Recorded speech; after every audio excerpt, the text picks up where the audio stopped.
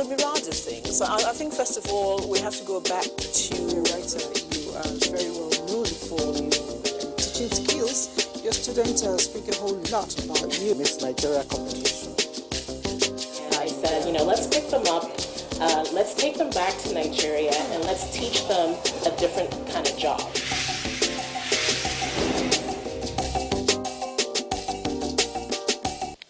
Hello, it's always nice to have you join me in the studio where we bring you, spices of personalities who are women who are setting records, women who are achieving milestones, even with the little space given to us. Who do I have with me as a guest in the studio? Well, that's for you to sit back, relax while I get my guest introduced. For now, I'll take a short break and I'll be right back. Don't go away. I don't think in gender boxes at all. I just get on with it. A man that would dare to ask the wife, who do you think you are? That is a real man. In fact, our husbands are our firstborns.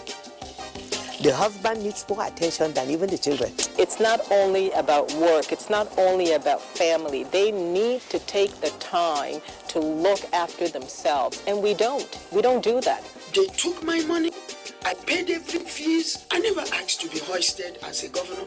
I wanted to be allowed to go out there and contest for the position of governorship candidate first. There's nothing greater than looking back and seeing that while you were aspiring, you were able to inspire others. Power to women. Yes, we need to have more women, more multitaskers around Nigeria to get Nigeria working. Definitely.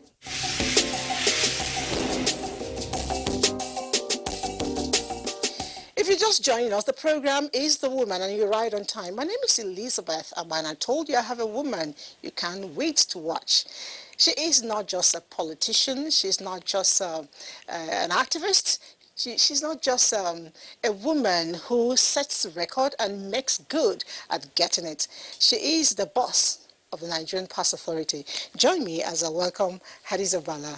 Thank you for joining us. Thank you for having me. I was saying off record, and you didn't want me to shout it, but somehow I like to shout. You're so pretty. Prettier than what camera does. Better than what I see on camera, really. And it's, you're being generous. No, I'm not. I'm being real. I don't think I've done much of that compliment to a lot of people who come and sit here with me. But I'm glad I'm doing it. Anyway, it's God's gift, so we praise Him for that. And thank you for joining us on the program. Now, in 2016, precisely July, your name came on board, and with all controversies and every other thing joined together, you emerged as the Managing Director of the Nigerian Post Authority.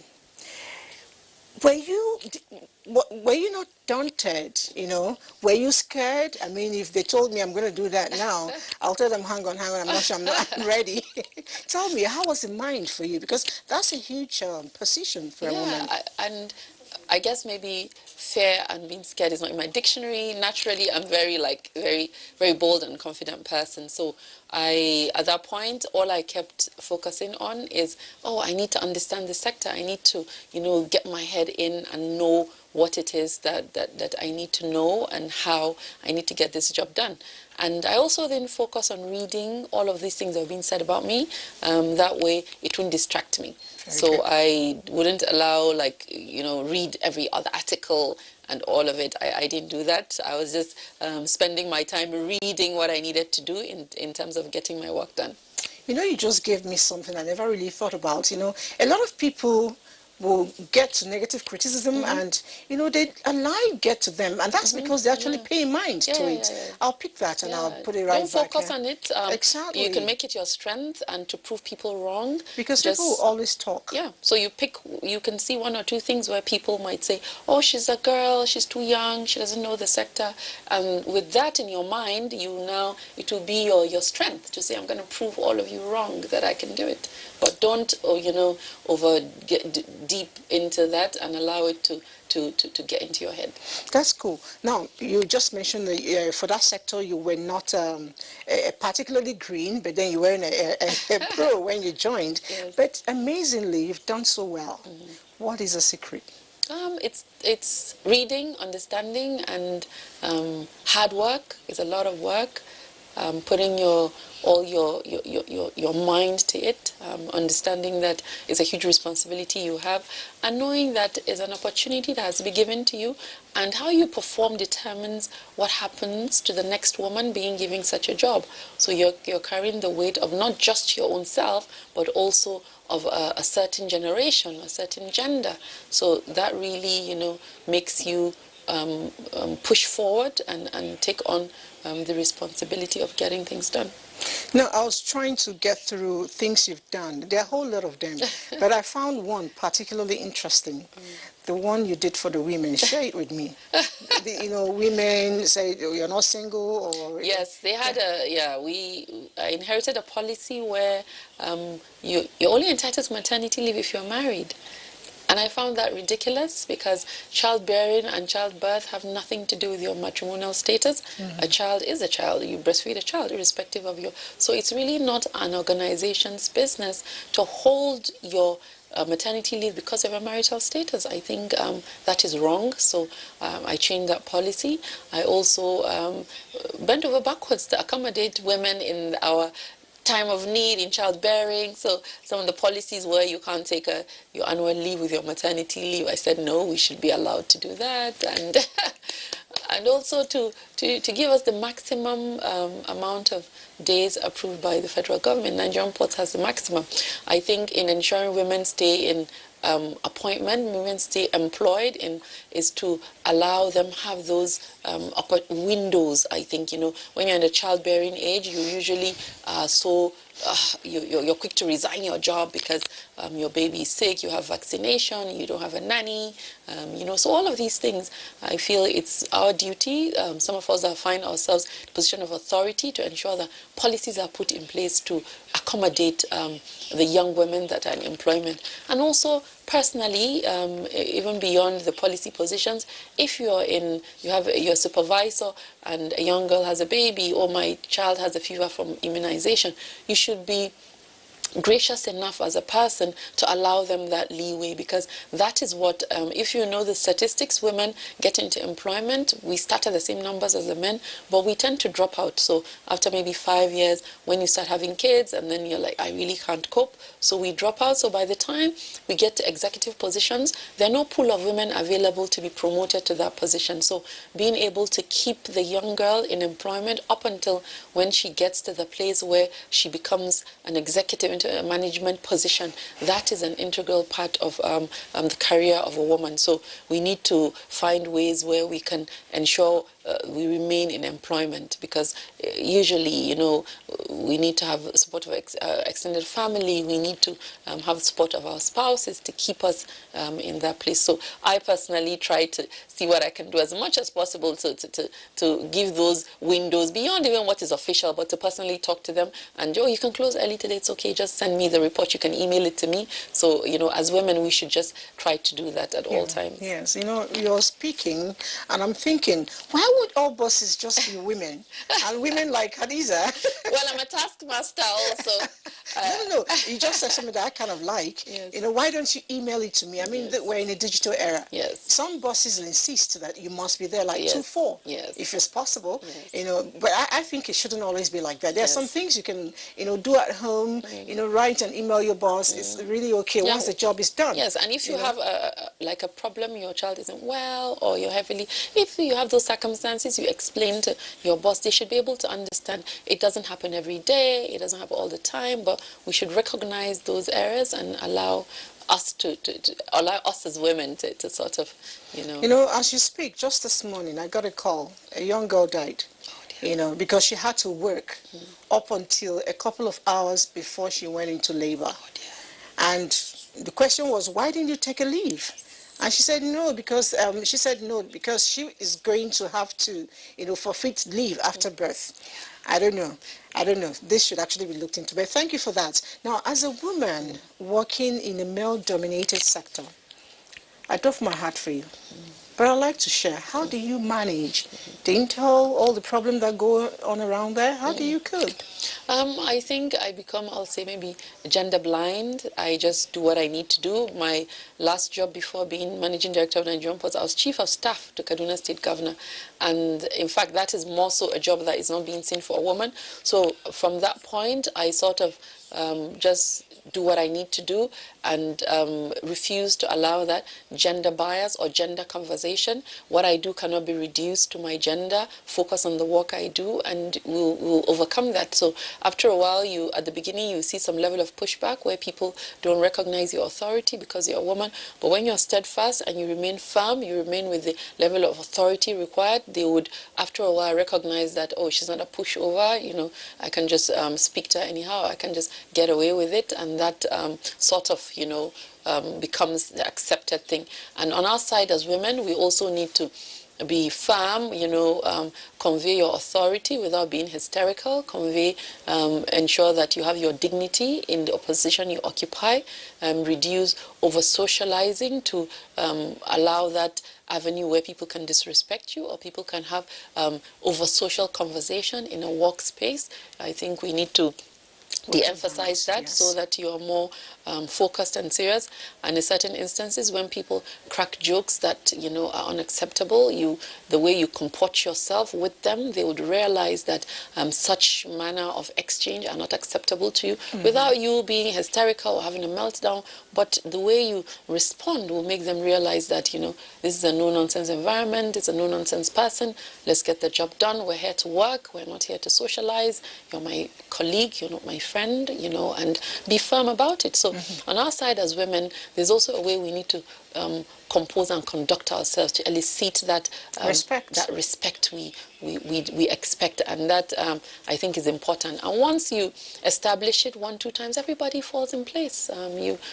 For that too, people would now say, oh, she doesn't joke around. So no one would come to you with those manners of joke, because you've established in that your work environment that you're not that lady that wants to laugh around with everybody or over-fraternize where it's not required. Hadiza, somebody was talking to me about you. I wouldn't want to call names now. Yeah. And the person saying you came in with 2 portfolios. The portfolio of a mother and woman and the portfolio of the principal, the school administrator. Yes. So you have the carrot and you have the cane. Yes. And it's worked well for you. Yes. But then all your policies you've been able to create and implement, tell me, which of them do you look at and you go, this is where the Eruka feeling fits in? Well, it's more about, for me, entrenching transparency and accountability and calling people to book and saying that, you can't, you're non-compliant to this regulation, government requires that of you. So for me, that really gives me that sense of satisfaction, making people, if hitherto you felt you could treat government. You're not scared of stepping on toes? Well, I'm not scared. Like I said, fear and being scared is not in my dictionary. So I really don't even realize that I'm stepping on toes. And I'm also blind to people's names and positions of authority. I look at the company or the entity and I see, are you doing what is required? And I say, you should do it, without trying to say, remove the masquerade and see who's behind it. I don't want to know who is behind it. X company is not complying, we ensure that it does. And if everybody refuses to allow themselves to be or maybe intimidated by, this is the person behind it, would actually get more things done. So I get a lot of pleasure from that, because that's one of the things that I feel happy about. And also Nigerian ports, it seemed to be an area where there's a lot of money, a lot of so there's huge opportunities for rent seeking. So I say, not everybody has a price. I don't have a price. You can't bribe me. So that's something that I hold very dear. That's a good one. You can't bribe me. Yes. People, that notion that everyone has a price. There's so much money we can give to make you sort of bend the rules, accommodate. And I take pride in that we don't have a price here. Not anymore. Nigerian ports and their stuff, I refuse to allow that. And I'm not going to permit that, and I personally don't have a price. Yeah. Are you telling us? I followed you from the days, I think 2014, when you were, ride with... Bring back our girls. Bring back our girls. Yes. You generated the red color used. Yes, I did. What was the reason behind that? I felt it was a red flag. We needed to show the world that it's the red, we highlight that and bring the attention. Yes, so it's something that I hold dear, because the Bring Back Our Girls campaign is an important thing for young girls, girls in girl-child education, ensuring our girls stay in school, because abduction of a girl in school makes parents not want to take their children to school anymore. So it is a very important thing for the girl-child education. You talk about girl-child. I know you have 2 boys. Yes, I do. So with all your movements, I've been following you for the past 2 months, and I know when you fly out, I know when you come in. How do you cope? It's tough. Being a mother to them. Yes, it's very hard. I have to balance and make sure that I'm home in time, and once I'm home, I give them my attention. I take them to school every morning, drop them off, and then go to work. Okay, you take them yourself? Yes, I take them to school. I don't like drivers doing that. Yes, so on my way to school, to the office, we go together and I take them. And it's quite important. I didn't realize how much, because I think it's important, but I've come to see how much it matters to them. Even if it is 10 minutes, you stay with them in the car, it is important. And then I make sure I close by 5:36, so by 6 o'clock I'm at home. And I also don't bring work, in terms of physical work, people home.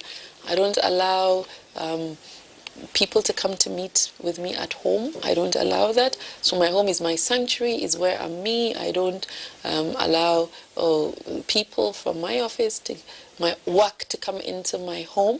I do my paperwork at home all the time. I take home work which I call mommy's homework, but I don't allow people to come for meetings. Doing their own, probably in the study room. Yes, I say that's mommy's homework. So mommy has a suitcase of paperwork she needs to do, so I do that. Your lecturer is wicked. Yes. So they always say, oh, it's your boss, he's not being fatty. And so I don't I do paperwork at home, but I don't bring meetings home.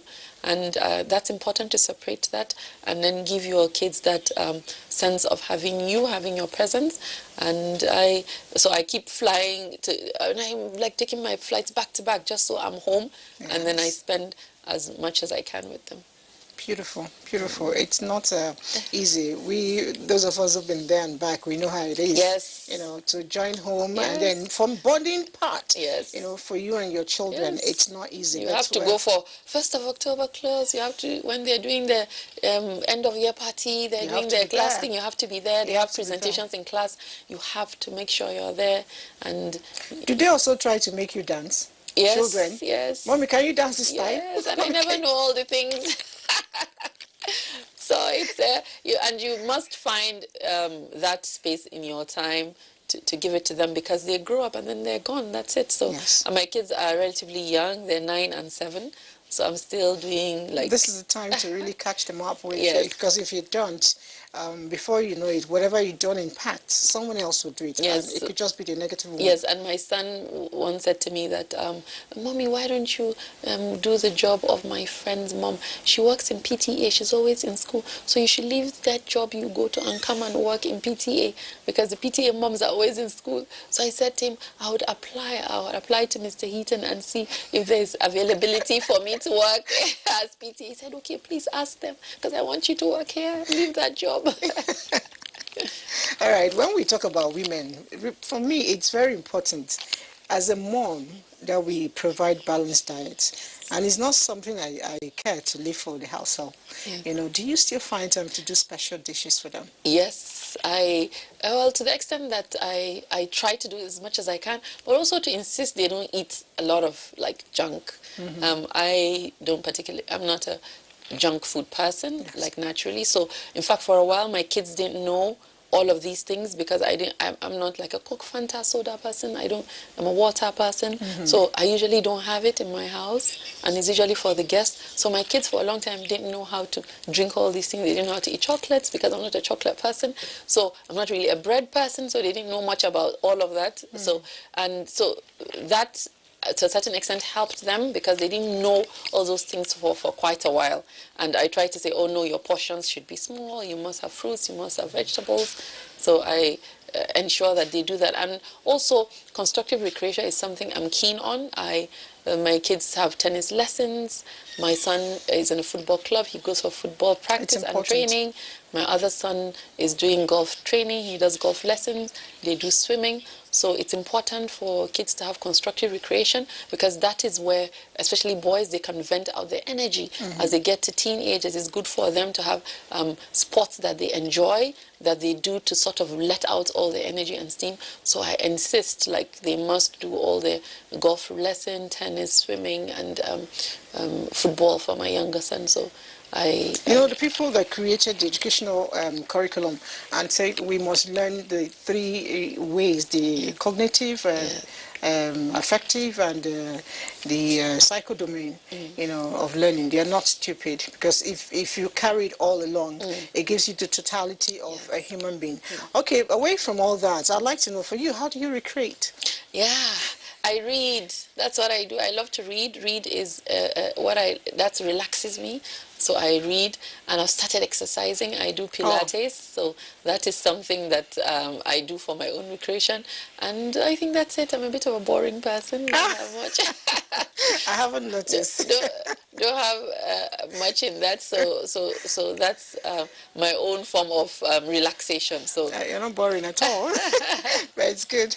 All right. Before I leave you, there are a lot of women who are out there, watching us as we speak, who seem to think that to make it, you must maybe follow the wrong path, because the country, the world itself is not fair, especially to women. But here you are, a woman, you've stood out, and you just told us that you don't have fear, and you don't care about the name. Yes.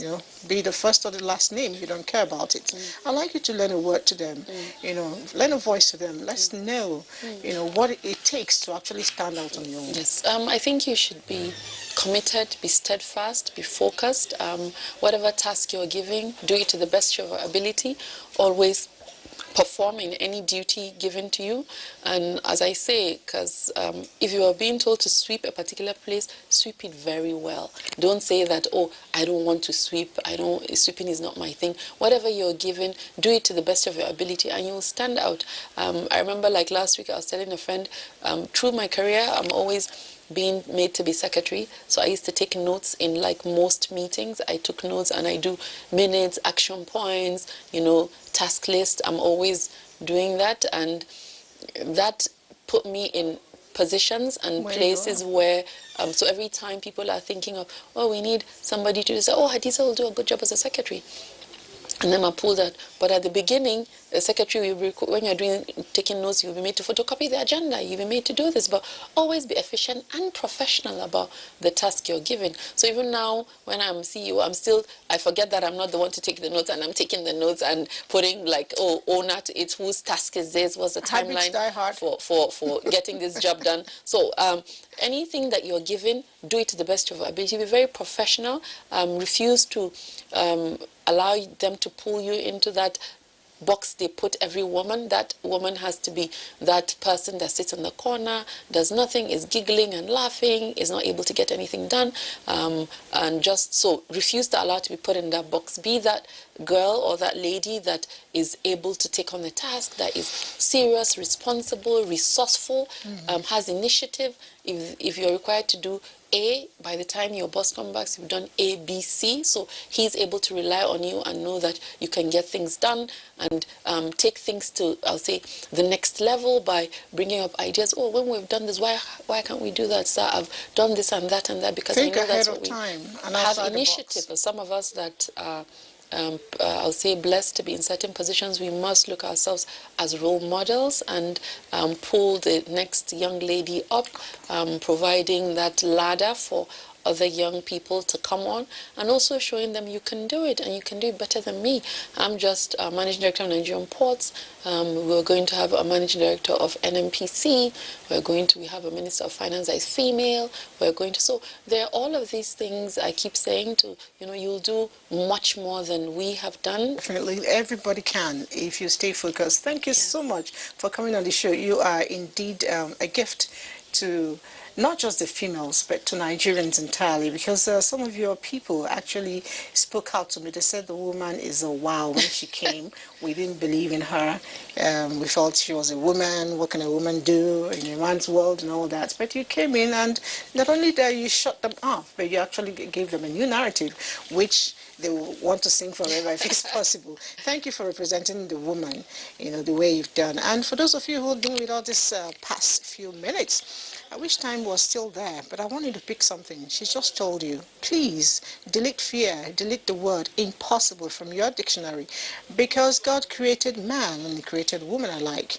And if you ask me, I think he took special time on the woman, which is why we can do even greater things. All right, we'll be with you again next time with another exciting personality. The program is The Woman. I am Elizabeth. Bye for now.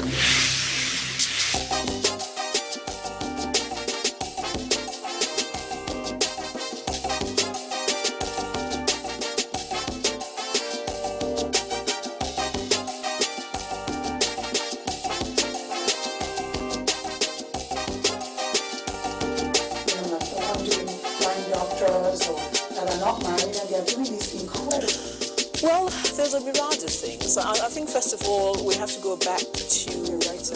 You are very well known for your teaching skills. Your students speak a whole lot about you. Miss Nigeria competition.